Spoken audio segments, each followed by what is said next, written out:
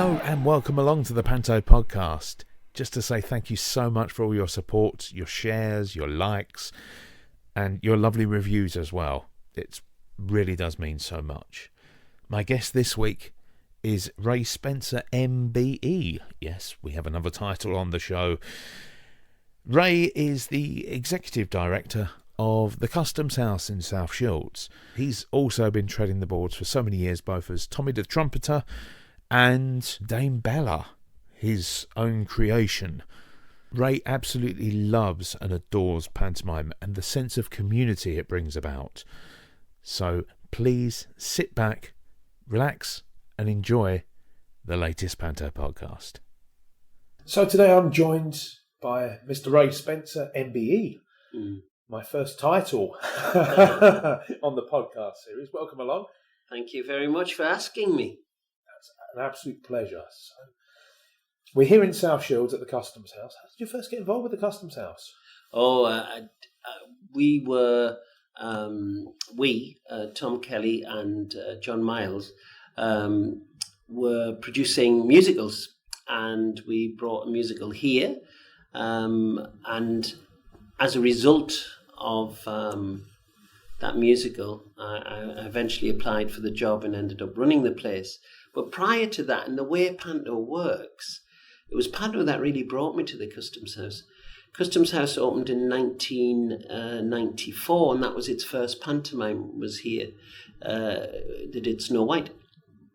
But I was down at Blackfriars Theatre in Boston, in Lincolnshire, working for Extravaganza Productions. And we videoed, or the producers videoed that show and sent it out to potential theatres to have that production the following year. And it landed on the desk of the then director of the Customs House, Barry Nettleton. And Barry said, "We'll have that, but can I have that lad as lead comedian?" And he didn't know I was from South Shields. So I got a gig, and I did that for Extravaganza in 95. And towards the end of that, Barry said, "You could write and direct something homegrown, couldn't you?"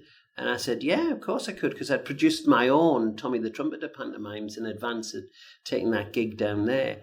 And lo and behold, I did Cinderella in 96, and then I've been here ever since, really. And worked your way up the ranks, shall we say? Well, yeah, I got the job here as director of the whole organisation in January 2000. So I'm just celebrated my 19th anniversary and into my 20th year. It was quite a culture shock to finish on the Saturday night, end of the Panto run on the 7th. I was at the 8th of January, and then I started work on the 10th of January as the director, so it was quite a change. Yeah. You said there about Tommy the Trumpeter. Yeah. Some people won't know. And why should they? Why should they? Well, why should they? There will be people who will know the character of Tommy the Trumpeter, but where did that begin? Well, who was Tommy as well? Right, well, I was asked to South Tyneside Council have a long summer festival, and they wanted somebody to front it. And the two people that had been not Paul Michael Glazier. That would be too easy. John Paul Matthews, I think his name was. I probably got that wrong. I apologise, John Paul, if I have. And Mike. Can't remember his name either. Hopeless. It's an age thing. Mike McNally. They had both at different times accepted the job, and both, because they had better options, didn't take the job. So with a press launch due, they approached me. I'm always third choice. If I'm third choice, I'm doing well. They approached me and said, would I get that costume made and be at the press launch? And I went to the press launch, and they put me in a big box like a 1930s cake where you bounce out. And I could hear the noise in the press room. And there was a speech going on for a long time. And at that point, I was called Tommy the Tuba. So they said, will you get a tuba? Which I got from the Sally Army. And I got bored with all the speeches, so I started on the old tuba to shut up the person making the speech. And then I burst out. I was facing the wrong way because I'd been in this box in June in a hot room. I was disoriented. I felt like the mole from The Great Escape. And I said, hello, my name is Tommy the Tuba. This is my magic tuba. If you come down to South Tyneside for the festival, you'll have a magic time. And then when Paul Frost, who was the local presenter on ITV at the time, said, bizarre press launch today when even the central character didn't know his own name because somebody changed it from Tuba to Tommy the Trumpeter. So the first graphics of the character, I'm actually standing with a sousaphone called Tommy the Tuba, but after that I became Tommy the Trumpeter. And I did that for 25 years. So I used to front big acts, like Bob Monkhouse and Cannon Ball and Little and Large and Charlie Williams, all of those sort of people, and then Johnny Casson and comedians like that, and then big bands like Lindisfarne and Bucks Fizz and stuff. And I worked 4 days a week doing that. And on a Tuesday and Thursday from 1:30, I would do Tommy's parties in an amphitheatre. And they grew, and after 25 years, I thought, I'm going to stop now because I want people to still say, oh, he's still doing it, not, oh, is he still doing that? So I retired from that. And alongside that, I started doing pantos as Tommy. So our Christmas show would be Tommy in Wonderland or Tommy up the Beanstalk and I worked with a lad called Bob Stott, who was a great dame, and in fact is still working with Maxie and another local pantomime. But we worked together as I invented him as Dame Dottie and me as Tommy, and for about 15 years here at the Customs House, we were mother and son in pantomime. And then he retired, but he's recently returned. The call of the grease paint has returned, so he's doing panto at Gateshead Stadium now. How difficult was it then to actually decide, I've got to stop doing that, with the whole Tommy thing? Oh, well, do you know, I didn't realise what Tommy meant to people until I stopped doing him. And on the last day, the last party we did, which there was thousands of people, I'm not over-egging the pudding, there was thousands of people around the amphitheatre, and a lot of people I'd worked with came along, and people who had been kids, took days off work, came up from London. I got cards from New Zealand and Australia, and people who came to holiday all turned up. It was packed. We had a lovely, lovely day. And I just hadn't realised that he'd become part of the psyche. That, kids, Arbuthnot, or David Hopper, but Arbuthnot, who is my son now in pantomime, David had come here on holiday in a caravan during the summer season and used to come and see Tommy. So his ambition was to work with Tommy, and then years later, he's now my son in pantomime, having worked in other places, but we're now Dame Bella and Arbuthnot in every panto. How was that then, transferring to Dame? Well, Bob was such a distinctive dame. Absolutely incredible guy. And I'd worked with him before Customs House, his mother and son. And he was so quick. He was so fast with his ad-libs, Bob. My favourite ad-lib that he ever did, we were doing a theatre many moons ago, and we were doing the Takeoff song, and I was dressed as a teenage ninja mutant turtle back in the 80s. And I was doing Cowabunga. If I were not upon the stage, something else I'd like to be. So it was a teenage ninja mutant turtle. And I was bouncing up and down on this stage. And I said to the stage manager, that's flexing. And he said, oh, you'll be fine. I said, honestly, it's flexing. I'm really worried about it. He said, you'll be fine. So that was at the start of the run. And, a fortnight on, it's flexing a bit more. And I'm saying, look, last afternoon, I hit it and it snaps because it was only chipboard, and I went straight through this stage. So only my head and shoulders were showing out, and the audience were going berserk. absolutely going berserk. And Bob looked at me and looked at the audience and said, "Don't encourage him. It's just a stage he's going through." And it's the best ad lib I've ever heard. It was just so brilliant. So I miss Bob and I had that instinct that you have if you work with somebody for a long, long time. So when Bob decided in 2012 to retire from being Dame here, it was a big emotional night when he decided to bring the curtain down on Dame Dottie. I thought, right, I'll still write and direct the following year, but I won't be in it.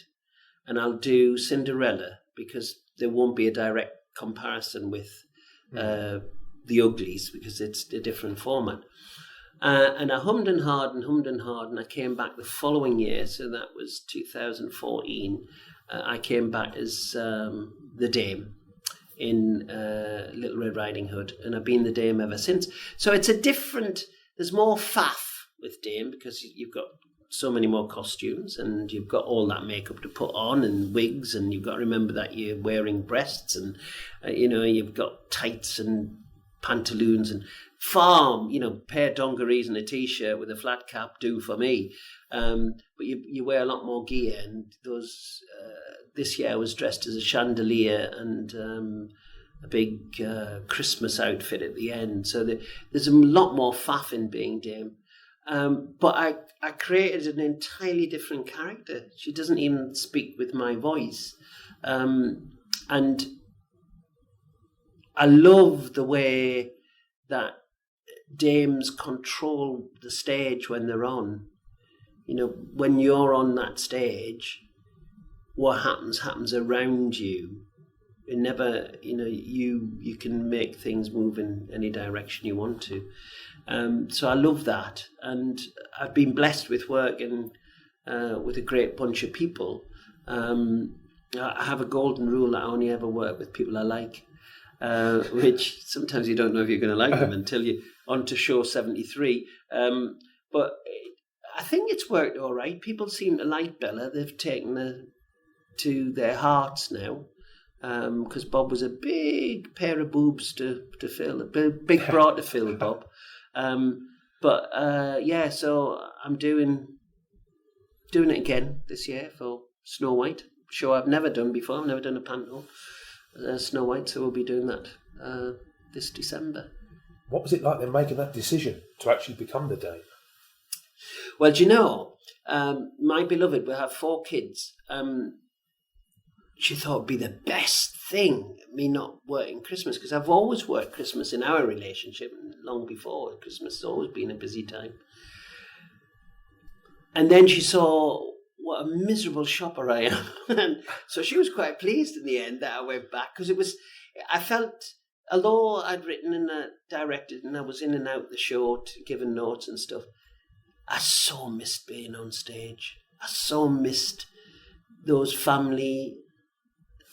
our Panto family who come every year.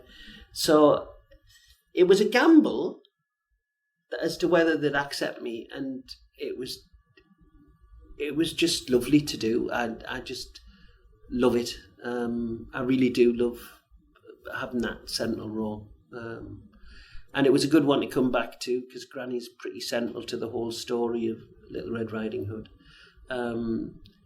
And we had great fun. I had a big closing of Act 1 was a tap number called Tap Your Troubles Away. And we were rehearsing that number, and the choreographer said, "You're never going to get this." I said, "It's all right. It's absolutely fine. It'll be absolutely fine." So the whole company's doing this tap dance in rehearsal. She said, "You're not getting it." I said, "No, I'll be fine. Honestly, I'll be fine."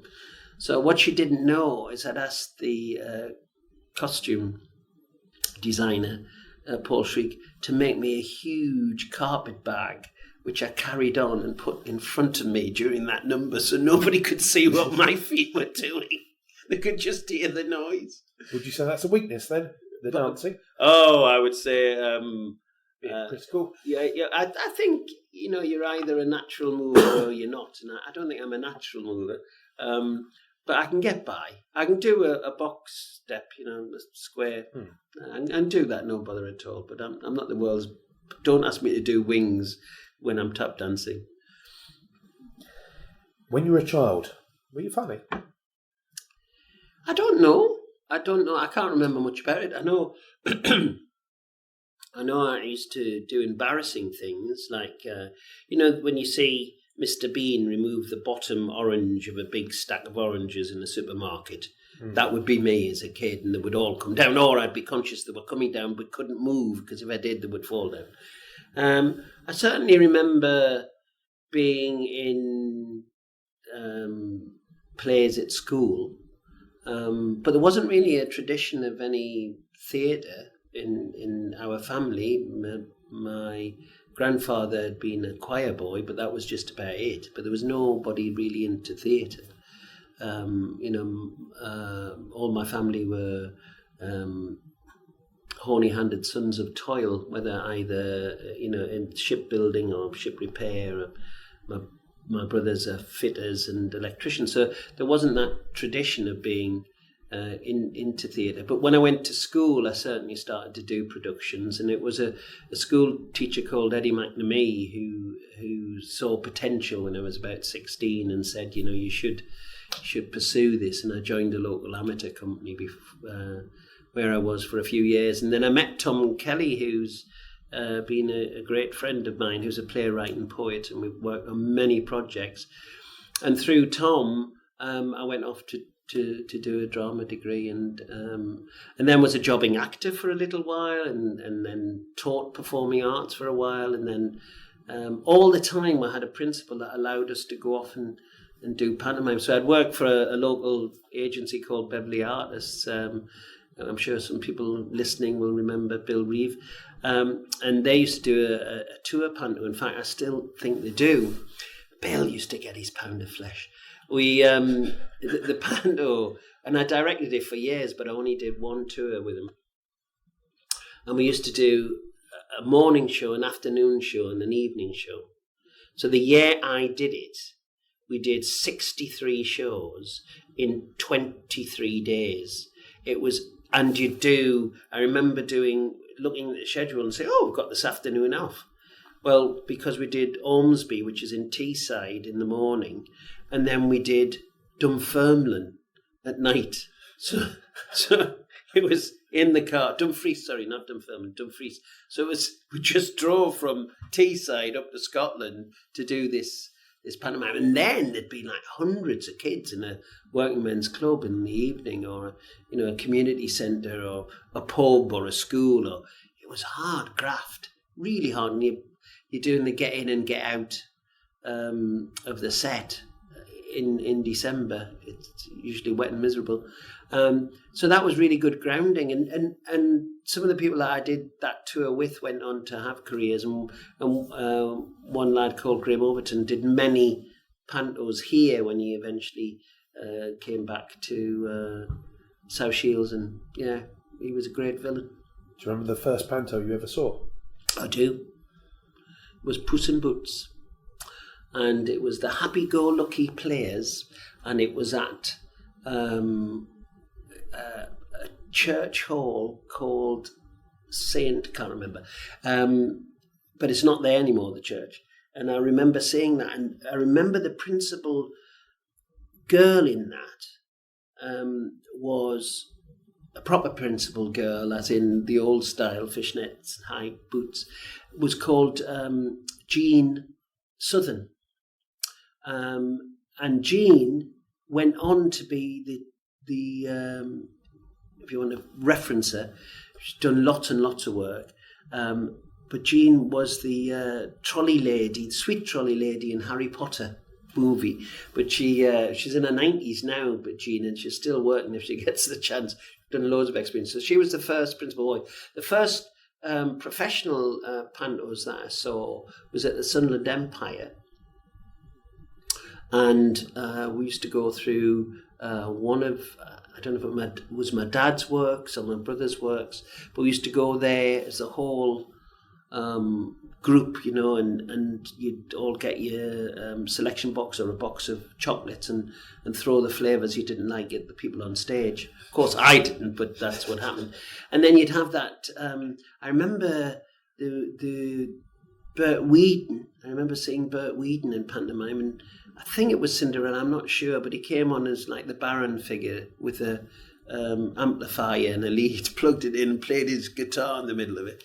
I remember another guy in Aladdin, in the cave scene. I can't remember his name, but he sang "My Yiddish Mama" in the Aladdin cave. I remember that. And then I remember a guy who was with the Black and White Minstrel Show. And he was the name in the I can't remember his name, but he was the name in the panto. And he did a whole routine, a minstrel routine in the middle of the pantomime. And I always found it bizarre how these things happened. And nothing's ever changed, really. It's very adaptable, pantomime. It always allows who's ever the flavour of the month to have a spot, really. Can we talk then about the production and your involvement with production, directing, writing, pantomime? For you, what are the key elements? I think it is really important to have a strong narrative.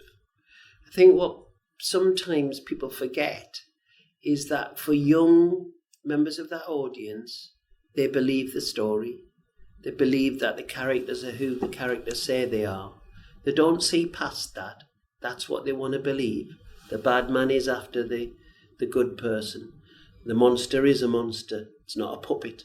It's not a 3D image. It's a monster, and it's real to them. And the love between the characters is real love, and the care is real, and the animals are real. And you've got to. It's not people in the skin, is what I'm saying.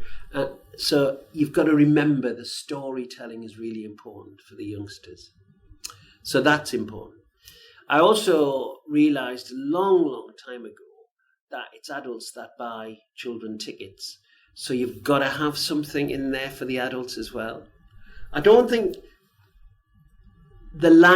sometimes the line is crossed in some pantomimes, I believe, and people might think I crossed the line in my pantomime. I hope I don't. But there's a difference between a double entendre and something which is crude and too blatant.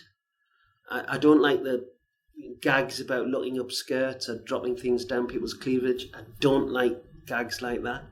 Those visual things, don't like them.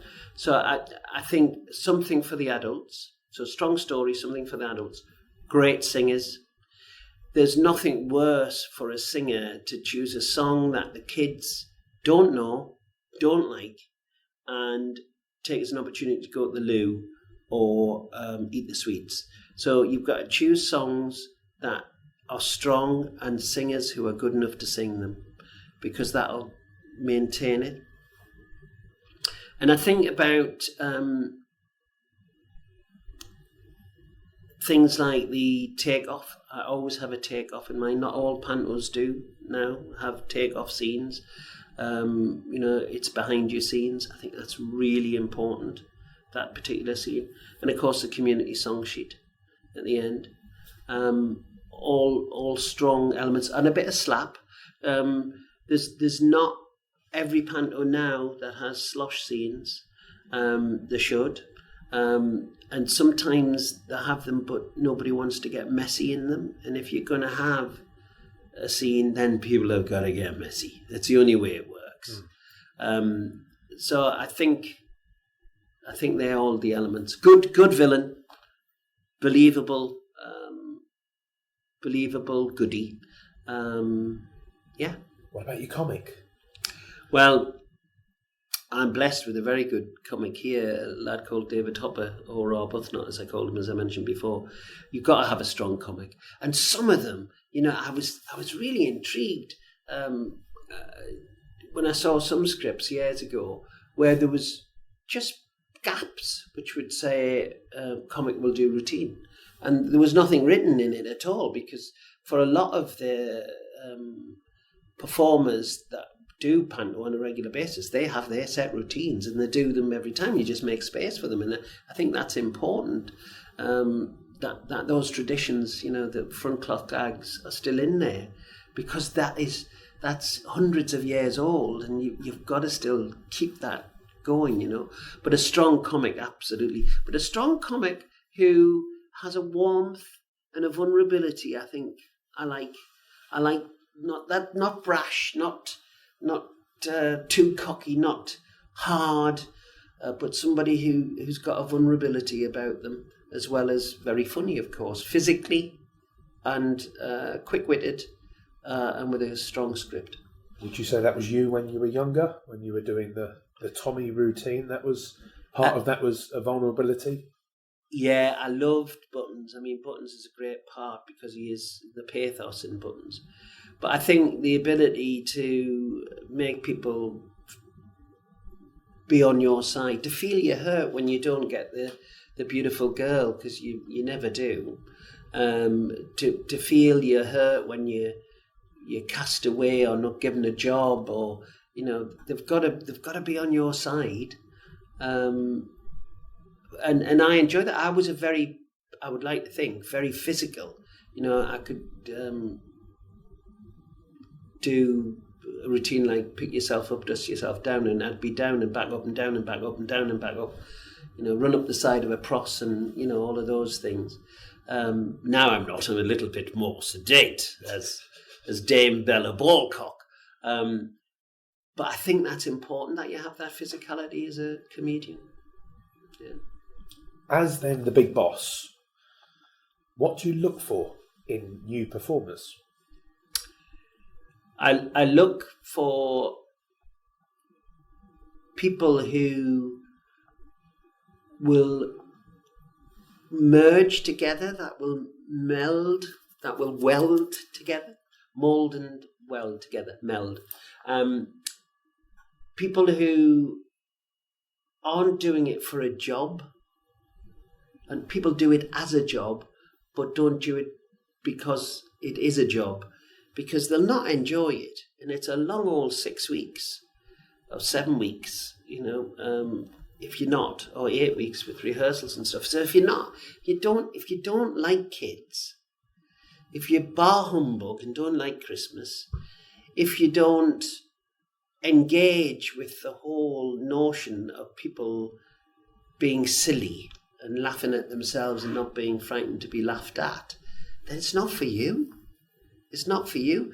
And if you don't accept the grinding reality of 3 shows a day, minimum of 12 shows a week, then don't do it, because you'll find yourself unhappy and moaning. And you're no use to anybody. You're no use to anybody. So I look for people that I'm going to get on with, that's going to fit our team, because we use quite a lot of the similar people, but we change it around as well, and people might have a rest for a couple of years and then come back, depending on what parts we've got. But I think if you can sit in the audience and see a group of people who are working hard but are having a good time, then that transpires, that comes across, transports itself across the footlights to you. And that's really important for the business, that people can see it's not a chore to you. It's not, even if you go and get served in a supermarket and the person's miserable at the other side, you can sense their hurt, can't you? Or, somebody driving your taxi, or, the steward on board a plane. You want people to be joyous in doing what they're doing. And we're pretty lucky with that. We have joyous people. Or we have non-joyous people who only ever work here once. So. Fair enough. Where do you look then for people? All sorts of ways, actually. I remember on a couple of occasions I've gone to see other productions and thought that person would be really good as and then approached them. Luke Madison, who's gone on to do pantos in several places, but did 3 here, I think he did 3 here. Luke I saw in a college production and thought, what a good knockabout that lad would make, and I'll bring him in as knockabout, develop them for a while because they've got to get to know what it's about.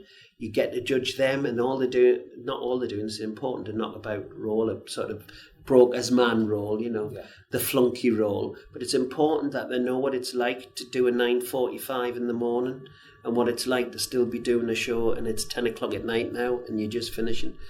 And you see what they're like as a character, both on and off stage. Well, he went on to play Buttons here, and he was a fantastic Buttons. Brilliant, lovely guy. So I see them in college productions. Afnan Iftikhar, who I've used a few times now here. I saw him after he'd finished his degree, and there was a degree show, and he was just brilliant. Other people I know and come across because I've worked with them in other shows. Anne-Marie Owens, I'd known for years. Now, Anne-Marie Owens is a professional opera singer. And she was here doing a recital one year. She's sung in all the opera houses across the world. She's funny. She's now coming to the end of an opera career. But Anne-Marie said, "I've never done Panto and I'd love to do it." She's actually originally from South Shields, though she spent most of her career living in London. And I said, she said, "Would you ever consider me?" And I said, "If the right part came, or if you would wear the udder." In Jack and the Beanstalk. But when we did Alice in Wonderland, which is a Panto, I've only ever done once, and I've done 45 years of Panto. I thought, what a brilliant thing to have an opera singer play the Queen of Hearts. So I approached Anne-Marie and said, "Would you consider doing it?" And she said, "Well, yes, you'll have to talk to my agent." And when I said to the agent, because they don't sing the day after they've sang, opera singers. They only sing 3 times a week, max. Because the rest the day after. So when I said, it's a 12 show week, she said, "There's no way. There's no way." And Graham Danby, who's another opera friend of mine, said, "She'll never do it, you crackers. Who would want to work that sort of schedule?" And to sing at 10 o'clock in the morning? They don't even know what 10 o'clock in the morning is, obviously. So Anne-Marie came and she had a ball. She said it's the hardest she's ever worked in her life was doing Panto. Hardest she's ever worked in her life. I remember, I'm sure she won't mind me saying this, a first 3-show day. Just remember, she normally only does 3 shows a week. A first 3-show day. I said, "Are you going to be all right, Anne-Marie?" She said, "Yes, I've been..." A friend of mine said, "If I just take a little sip of port in between scenes, it'll just keep my vocal cords warm." I saw her about 9 o'clock at night as we're in the middle of our 3rd show, and she was bouncing along the corridor, finishing up all the port. So, but so some people I know and some people I see, and of course I have open auditions as well, because they're great because you never know who's going to walk through the door. Annie Guy, who came to do Panto this year gone, and she was a lovely principal girl. She'd just done a tour of I can't remember.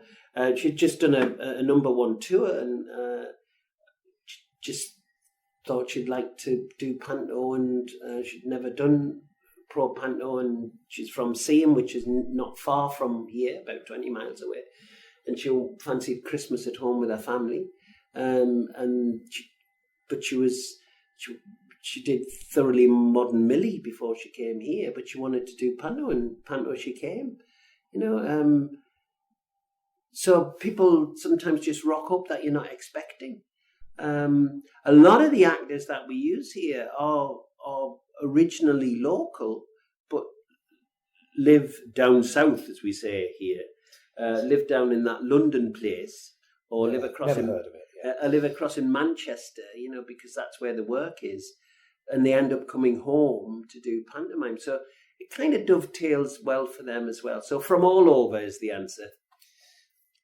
So pre-96, you say, when you came here, where were you performing in Panto? I did.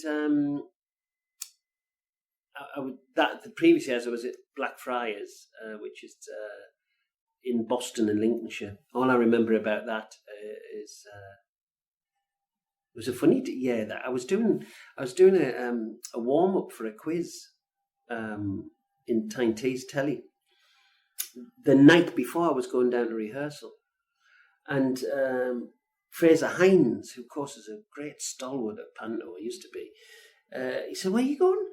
And I said, "I'm going down to Boston." He said, "Oh, can you drop me off at Chris Marino's, who had a farm near Newark?" And they were all meeting there.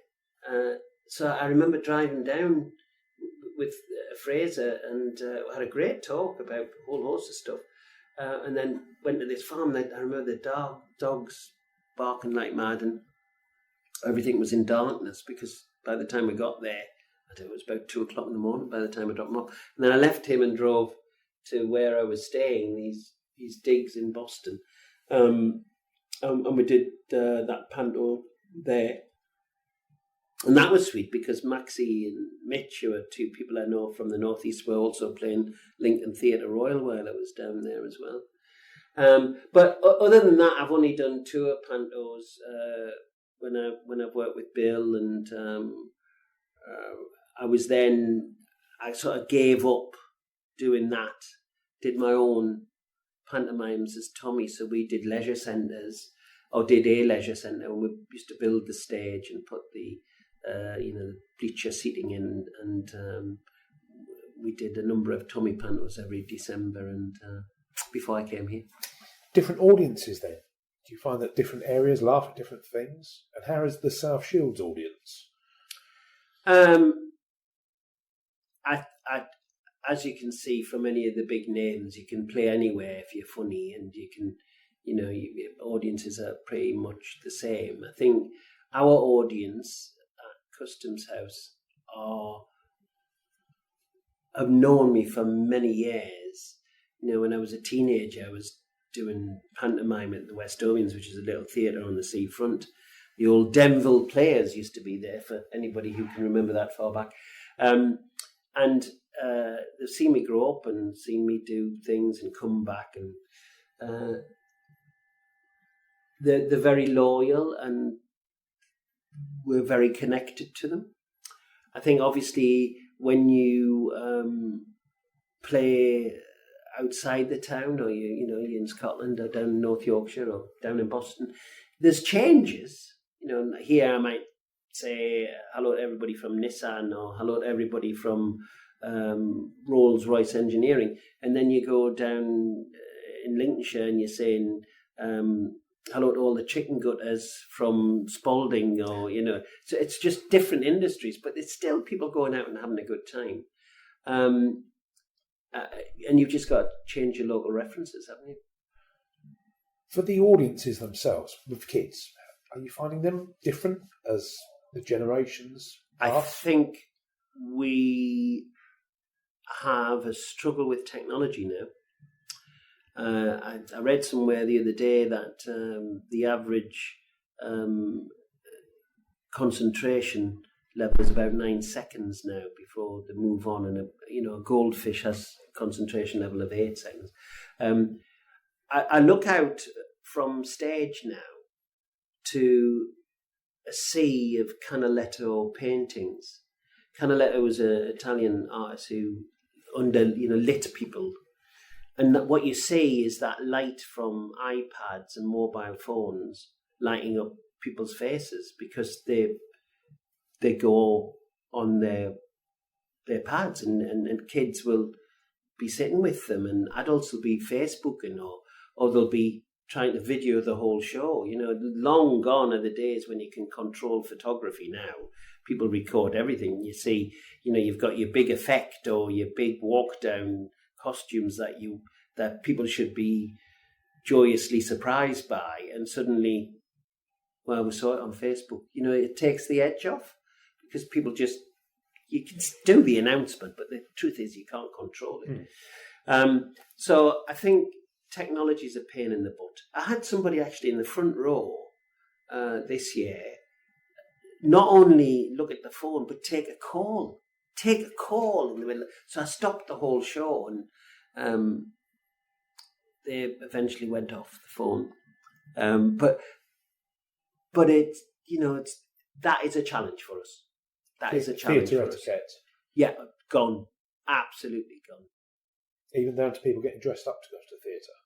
Oh, people are a lot more chilled wherever you go. You go in the West End and people don't dress up anymore. No. So I think that is a challenge. But is the product a good one?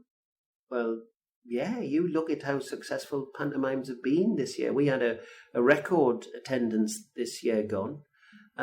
It's still holding up, and it has to hold up because it's over 30% of our turnover for theatre comes from our pantomime. That's not unusual for the industry. The fact that there is this proliferation of pantos throughout the year, which I think is a worry for the industry, because something is only special because it's special. If you make it, there's panto at Easter, there's panto in the summer, there's panto at Halloween, and then there's panto at Christmas, it suddenly isn't as special anymore. And I think that's a worry for the industry, because it's got to retain that association, I think, with the festive season, that going out on a cold night and being warmed up. But if you can see it anytime through the year, and sometimes,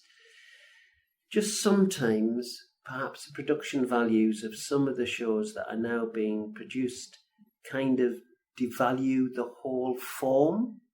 So you see some productions who perhaps aren't throwing a lot of money at it, and that comes through in what they're able to show.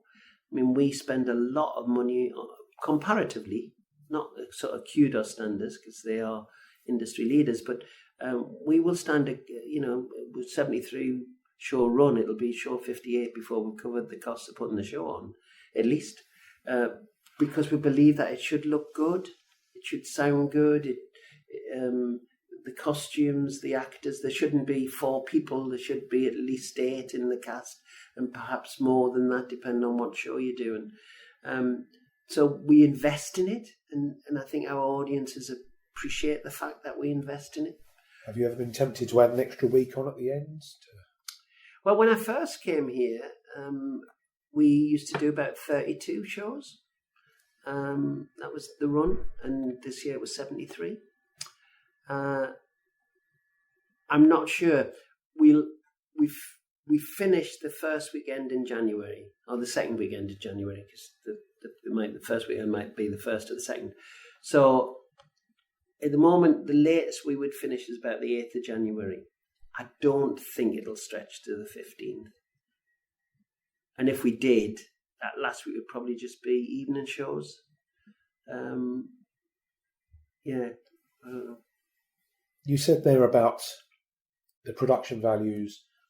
Last year, Paul Shriek, Fox and Shriek, won the British Pantomime Award for Best Costume. Yeah. How did that make you feel? We were so pleased to be shortlisted. I was pleased on different levels. Really pleased that some organisation somewhere thought, you know what, we're going to give pantomime the national recognition it should have for the support it gives to theatre, full stop. None of the new writing I do here at the Customs House, none of the new musicals would exist without pantomime. I had Darren Henley, who's the Chief Executive of the Arts Council, visited here a couple of years ago, and he came to see the pantomime. And we were talking later, he's a great pantomime lover, by the way. We were talking later about it, and I said, look around, this is the biggest funder of the arts in South Tyneside, is this pantomime. And that's really important, that people recognise that. So the fact that we were getting GP Panto Awards was brilliant. Then to see that we'd been shortlisted was just incredible. But it didn't surprise me because it is unique what he does. Paul's vision and the methodical way in which he goes about creating a vision is wonderful to see. When you come in the auditorium, you know you're going to see something special because it's already looked special before anything comes on stage. And that's a big advantage to us. I think he's quirky. He doesn't see costumes in the way other people might see costumes. He's invested in the whole storytelling process, that I was saying. I believe a strong narrative is very important. Well, Paul's costumes help that narrative to flow. I mean, sometimes I will say to Paul, we're not clothes horses. We're not here just to wear your costumes. We've got to work in your costumes. So I think part of Paul's process has been learning what we need as performers. So if you put all your performers in 6-inch heels, they can't move. If you have a cut where you can't bend and fall over, or when you do the split, they would be no good. If you do a slop scene, then we're going to get covered. So you're going to have to make something out of something that can be cleaned. So there have been things that have been a challenge to Paul, but he's embraced that. And what he's done is there's no disconnect between what you see on the stage, actually on the floor of the stage, what you see as backdrops, what you see as your pros arch, and what you see as your costumes. They're all together as one item. And Paul starts work before one is finished. He started in December, and we've already had meetings about the way forward with how we're going to do Snow White. And he's taking I can tell you, the witch this year's going off on one. Honestly, I've seen his ideas thus far. But the fact that we went on and won just blew us all away. I mean, we're just, 400 and odd seats. We have no names in the pantomime. We're just a panto family, we're all in it together. And to have the recognition of our little pantomime was huge, to have it a national recognition. And it no doubt gave us lots of column inches, and also gave our sponsors, and we're very lucky. We've got some really loyal sponsors like Hayes Travel and Coleman's and Porter-Tyne, etc., who Blue Line Taxis. I've got to remember them. But they're very loyal. They come back year after year, and for them to say, "Oh, all right, we did it because it's local and we're committed locally, but it's got national recognition." That's a good thing. That's a big tick. So yeah, very, very proud. And whilst I wasn't there, because we could only afford to send the designers down, but those people who are London based, who have all worked here on the Panto, were able to go because it was round the corner to them, as it were. I didn't get down, but I watched it live streamed, and I was just gobsmacked when we won it.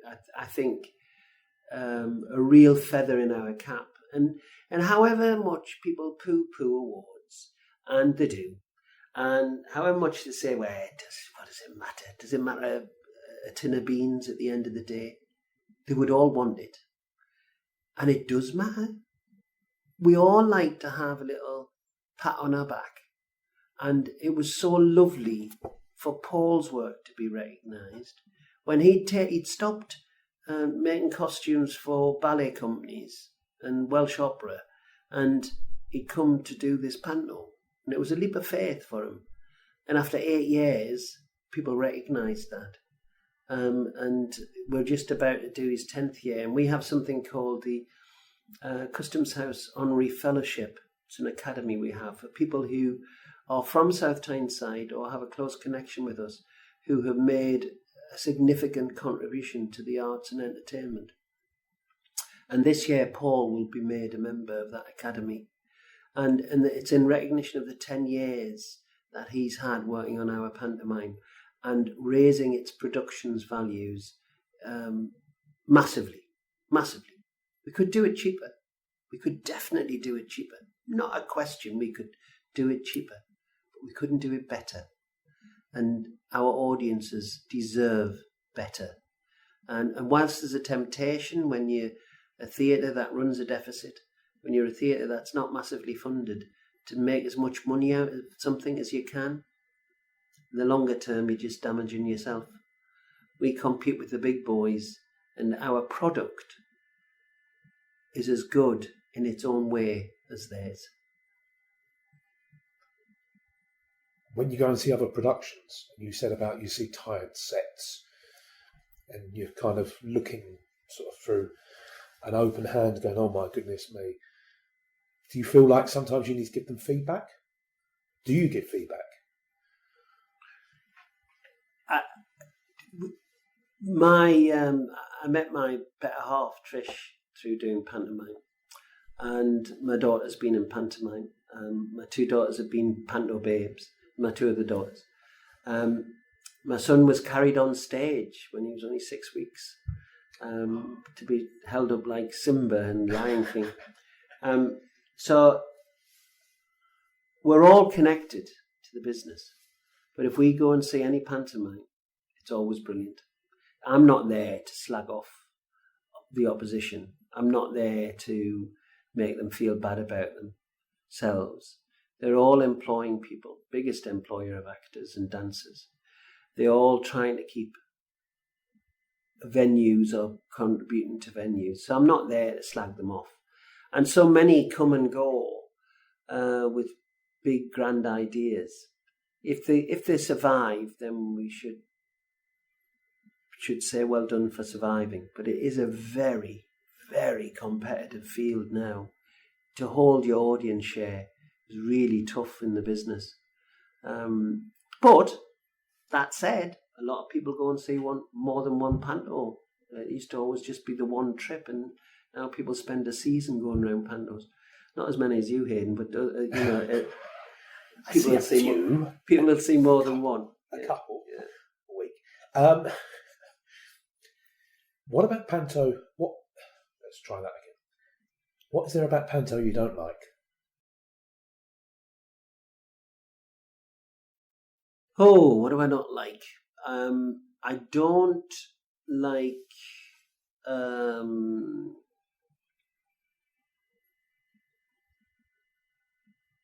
it's not a lot actually I don't like about panto. I guess I don't like audiences who come with a challenge, come to say challenge me, or I'm coming to not enjoy it. I'm being dragged here, and Does that I hate happen often? The old crossed arms in the front row, and not if I'm on stage. They'll certainly know that I've spotted them. How do you do that then? Well, usually their own family will poke fun at them as soon as you highlight it. They poke fun. And really, if you meet somebody who has clearly had more than one glasses of milk, and you can spot them, you think, no, I'll just leave them. Just be miserable. Be miserable. Life's too long, isn't it? Too short, rather, to worry about those people who can't enjoy themselves. What else do I not like? I tell you what, I've seen creeping in, which I really don't like, and that is the throwaway. Like when people throw a line away or throw a gag away or say, yeah, we know you don't believe us. And, they've just got that, it's usually with younger performers, they don't believe in what they're doing. Stephen Hamilton, who is our villain, he was the Beast this year, and the Prince. He's been with us for years now. Stephen is a fantastic example to every young performer about believing it, believing the character you are. Really, every single scene, every single performance, he believes what he's being. And then you see some performers who throw it away, I don't care if you don't. You've got to believe what you're doing. You've got to sell the joke. You've got to sell the gag. You've got to sing the song. don't throw it away, because if you're throwing it away, you're cheating the audience, in my view. And I don't care if it's 9:45 in the morning, and I don't care if it's your 12th show of the week, or if it might be your 14th or your 15th if you've done a couple of 3 days. You sell that show every time you're on stage, every time to that audience. And some performers that I go and see don't do that, and they're a disgrace. They're letting themselves down, and they're letting the industry down. Panto should be something where you see people give 100% every time. Wherever you are in the country, you should see that 100% performance. However big the name is, they should be given that 100% performance. And if you see people who've been in the business a long time, people like Barry Kayla, who I went down to see York Theatre Royal at the end of his run, he still giving 100%. After 40 years, he believes it. His audience love him. He loves them back. Open love letter to each other. Mad as a box of frogs, but he delivers it. And I hate to see kids thrown away. And I hate to see people think this is an option until something better comes along. No. Panto is an important part of our business, and it should be celebrated, not just by the public, but should be celebrated by the people who are delivering it. Really important. Any favourite moments? Oh, I've got too many, I guess, over all the years. I love the fact that I've been able to be on stage with my daughter, with her playing principal girl and me playing dame. I love the fact that I met Trish, who was a fantastic, good-looking principal boy. The thigh-length boots led to 4 children. Anyway, the another story. But so those are favourite moments. I suppose being on stage, I love the way kids will shout out random things. There was a little boy in the audience who I don't think English was his first language. He was watching a performance of the pantomime one year, and the family were clearly eating a meal between them. And he came to the stage and he proffered some food, and we just kept going, and he proffered some food, and we just kept going, and he proffered some food. And eventually I took the food, and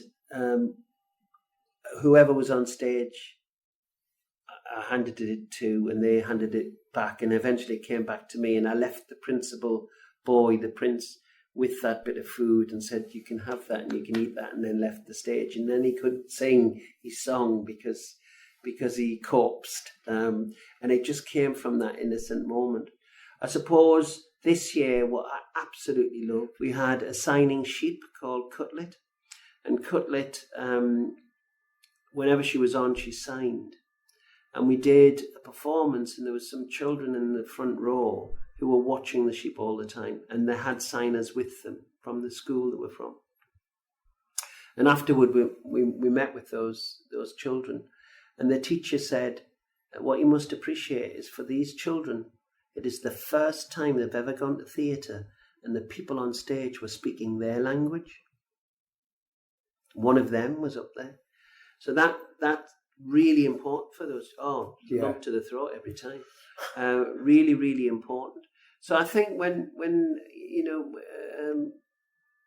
you see the joy that people have, I love that intergenerational thing. I went over a few years ago to Gothenburg and worked with the National Theatre of Sweden. Bizarre. Paul Schrick came across with me. With Graham Thompson, who I co-write with, have since 2006, and some of the performers from here. We went across and we worked with the National Theatre of Sweden, because they do grown-up theatre very well, that big, heavy drama stuff. And they do children's theatre very well, but they don't do intergenerational stuff. So we showed them how to do a pantomime, taking one of their traditional stories and taking things that were happening topically. You know, the King of Sweden had been caught with ladies of the night, and the princess had rang off with her sports instructor, and there was lots of stuff going on, the hate Norway and all of that. So we put it into a pantomime. We performed it for the Swedes, and they were just blown away by it. And there was part Brit and part Swedish audience. And when we finished with these actors, after we'd done our performance, there was two things. One, that you had these very serious Swedish actors from the National Theatre asking for a backstory on a front cloth gag that I was putting in. And I said, well, it doesn't matter really, you just do this and you do that, and what's the motivation? There was that. But we gathered after, they were very dubious about whether the Swedes would enjoy it, and of course they loved it. They were egged on by the Brits in the audience. But they said, the actors, I'll do a terrible accent now, when you rehearse the audience, I said, we didn't rehearse the audience. They said yes. When I say, oh no you do, they say, oh no you don't. And they, because they'd not done it. And from that little tour that we did over there, from that time we did over there, 2 actors the following year, so that was 211 we were over there, and 212 they came across, 2 Swedish actors, and joined our company. And we rewrote Dick Whittington, so they ended up in Gothenburg. It was very strange. Anyway, but they came to learn more about doing a pantomime, and went away and are doing pantomimes in Sweden now. Because it's a universal format. It just needs to be adapted for whichever culture is doing it at the time, I think. So that was a favourite moment as well. The writing process then, when do you start?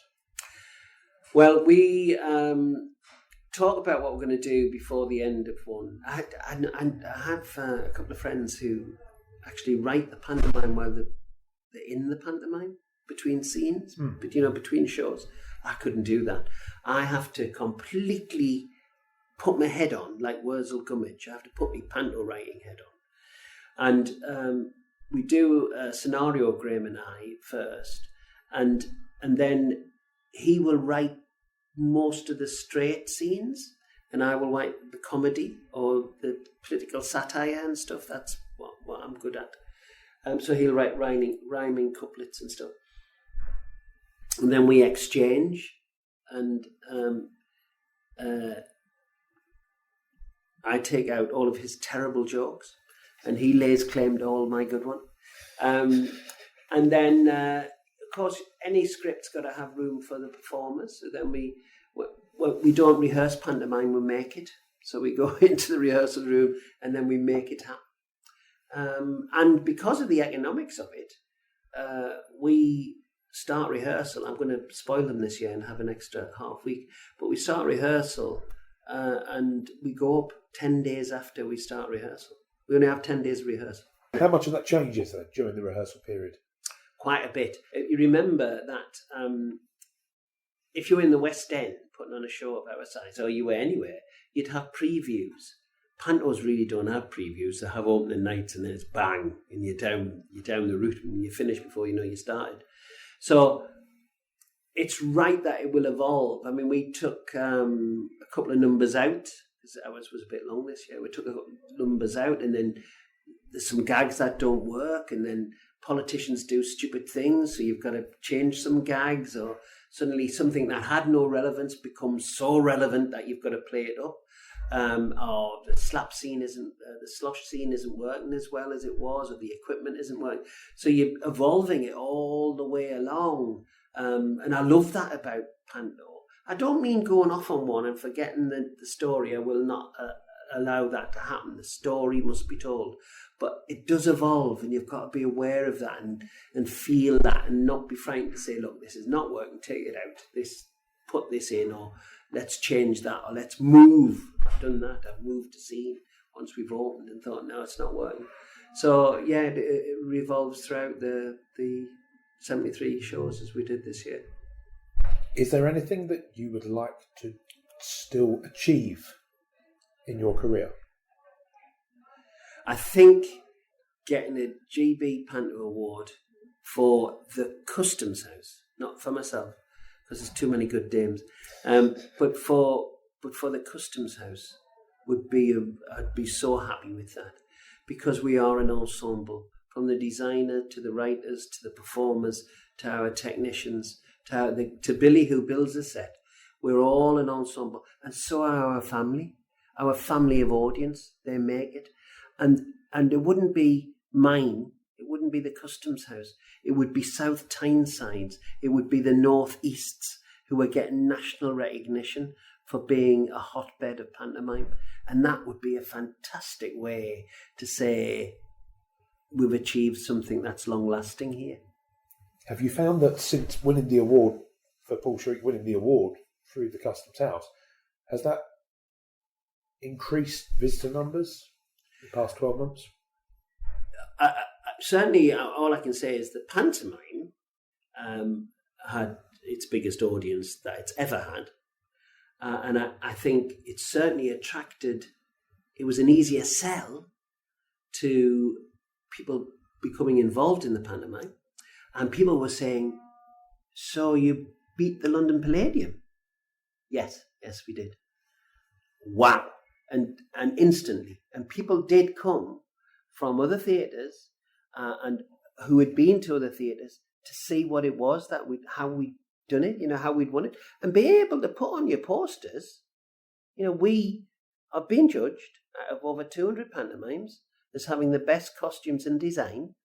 That's a massive tick, isn't it? That little place on the banks of the Tyne. So that was really important to us. If we ever are able to say that we've won it for the whole ensemble, that'd be a terrific thing to do. And or the newcomers, not kids who are making a career, for them to win a national award would be really special for them. Whilst it would be lovely to be involved in that ensemble win, ain't going to change I'm not going to be asked to suddenly go down and take over from Julian Clary at the Palladium. That ain't going to happen. So I'll keep doing what I do. But it would be lovely for the organisation, for the institution, for the town to be able to do this. It would be absolute, to be able to say we're the best. Everybody wants to be able to say that. So, it would be, because we've seen this year, that people were saying, including a new sponsor, oh, that looks good. We'll get a bit of that. And it was great. It was really been a good thing to have. People are going to be watching you critically, aren't they? That's the thing, though. It's they'll come along and enjoy it, but they'll also be critical as well. Going, oh, is this what it's I guess all about? But I guess that's fair enough. And you pays your money and takes your choice, don't you? Wherever we go, whether we verbalise it or not, we are all critics, aren't we? And we all like and don't like elements of other people's shows. All I know is that people coming here will know that the show's invested in, and nobody will deliver you short. You should come out of here think, well, you know what, that's value for money. There's definitely value for money in that. And you don't feel that you've got to take out a small mortgage to go along and see it. I was seeing the prices of the Palladium this year. My giddy aunt, that's a lot of money, isn't it? I bet there wasn't many working class families sitting in the audience. So we serve the community we serve, and I'm proud to do it. Do you prefer the community feel? Yeah, I think we are what we are, and I don't think you should pretend to be something else. We're not a number one theatre. Beautiful theatres. I love the Theatre Royal. I love the Sun and Empire. I love Wolverhampton. I love Birmingham Hippodrome. I go around and see pantos because they tend to run longer than we do, and I love them. I love York Theatre Royal, but they're different theatres to ours. Ours, we've got no wing space either side of the stage. We don't fly anything because of the way the place is designed. We've got very little scene dock. So everything that we've got to put a false cross in to just have enough room to hide the cow or the goose or the giant or whatever. Otherwise, we couldn't do it because there's no wing space.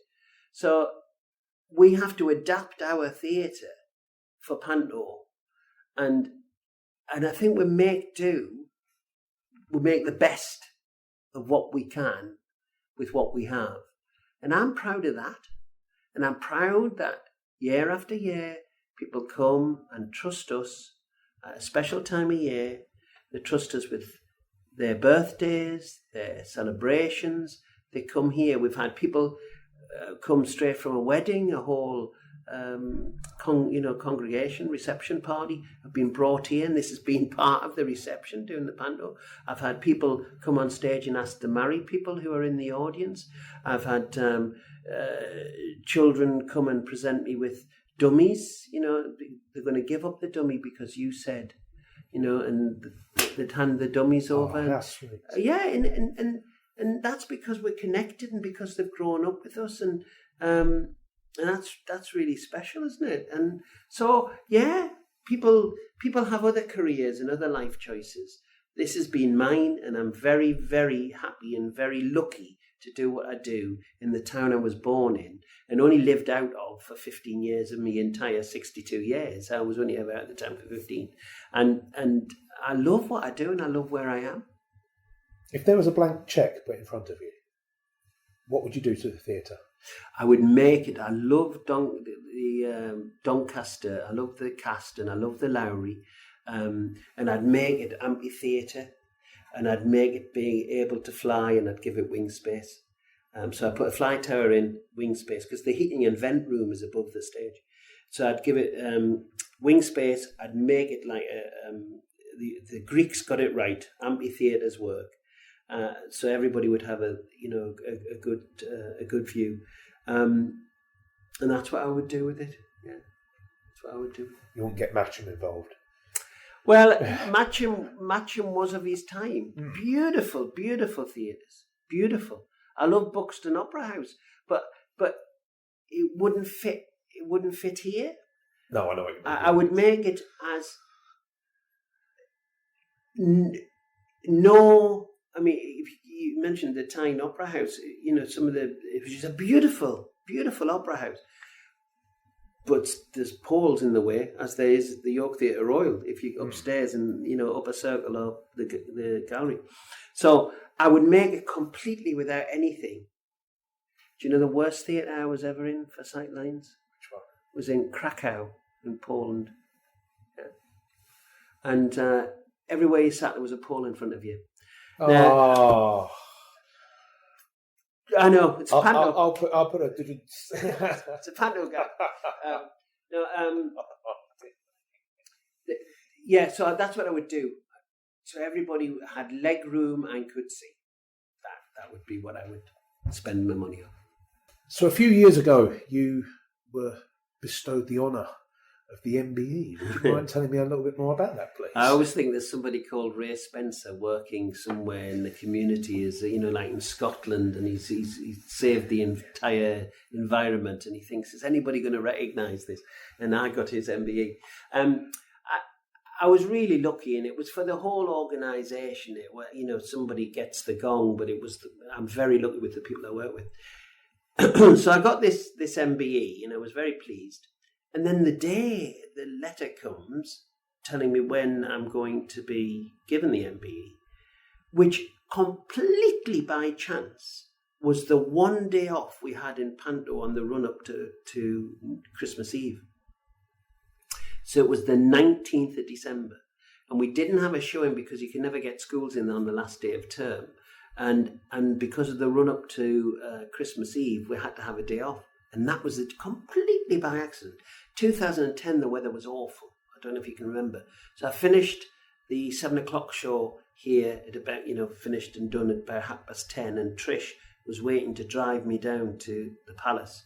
So we drove down to London and dropped the car off at 5 o'clock in the morning. So we hired a car because we were going to come back by train because I couldn't get a train at that time of night, but I could get a train back for the matinee, of course, which I would need to be back on Saturday. So we went down there, and you get told how to gan on, as we would say in the Northeast, and by Viscount somebody or other. And I was standing in the queue, going into the ballroom, and in the balcony, the orchestra's playing, and people, on the dais was Prince Charles, and he's told who you are, and he says something to you, and the clue is he takes your hand, and at the moment he takes your hand, that's the time to move off. But what they said in the build-up is, Right, wait for your name. As the citation is read out, hold by the air voice marshal, and then walk, bow in the presence of the audience of His Royal Highness. Go forward. He will place the medal on your lapel. He will talk to you. You will reply. At the time he proffers his hand, take his hand, shake it, take 3 steps back, turn, go past the general into the vestibule. Will remove your medal. Jobs are good. So we'd driven through the night. I'd done by that time 40 odd shows. I'd done 3 the day before on the Thursday. We'd got up 10 o'clock in the morning to go to the palace, did the palace thing.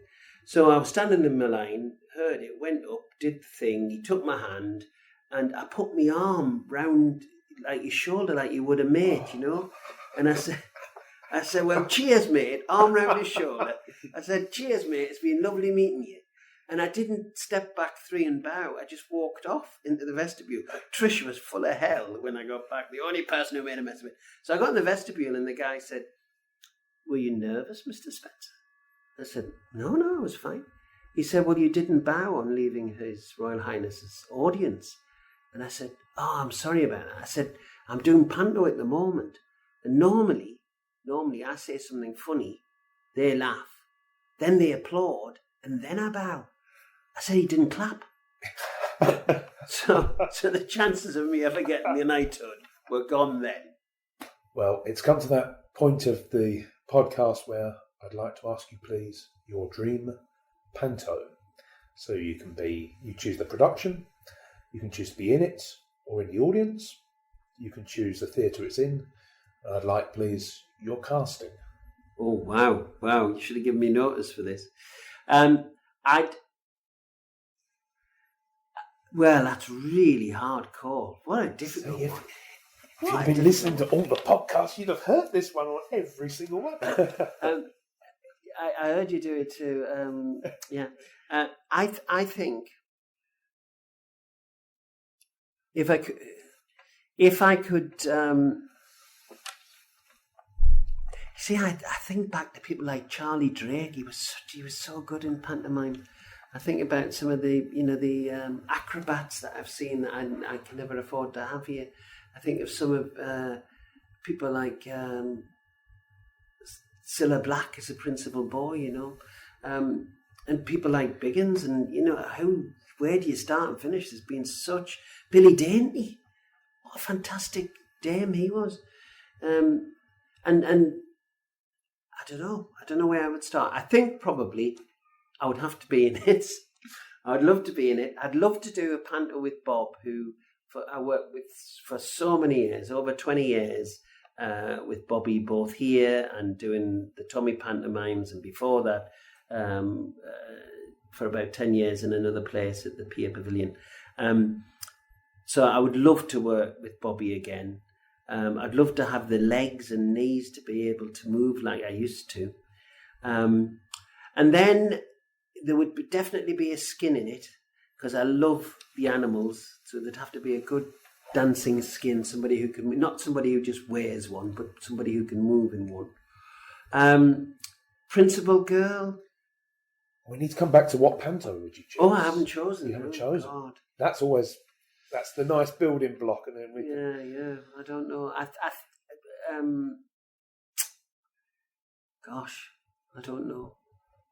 I suppose the one that is most unique to us here in the Northeast is the Lambton Worm, which was, the song itself was written for Panto 151 years ago.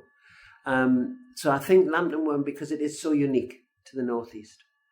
I saw a production with Little Billy Fane in it, and Alan Robson, who's the flashing blade on local Radio Metro in the Northeast here, and it ran for weeks and weeks and weeks till about Easter. It ran all the way through. It was such a success. Anyway, so I think Lambton Worm. I would love Trish,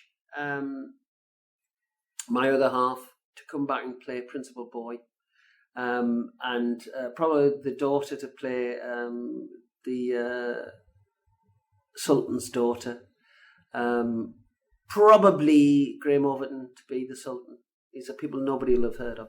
And I would definitely use South Tyneside Dance Workshop, which is a non-for-profit organisation that we use the Panto Babes from, and they're brilliant every year. I love, parents give so much of their time to make our Panto successful.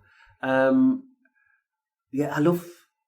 think I would go for that. If not, it would be Babes in the Wood. But I think that's what I would do, Lambton Worm. Yeah.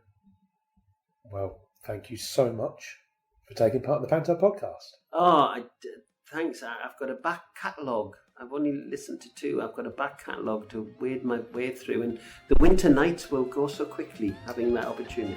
Thank you. Thank you very much.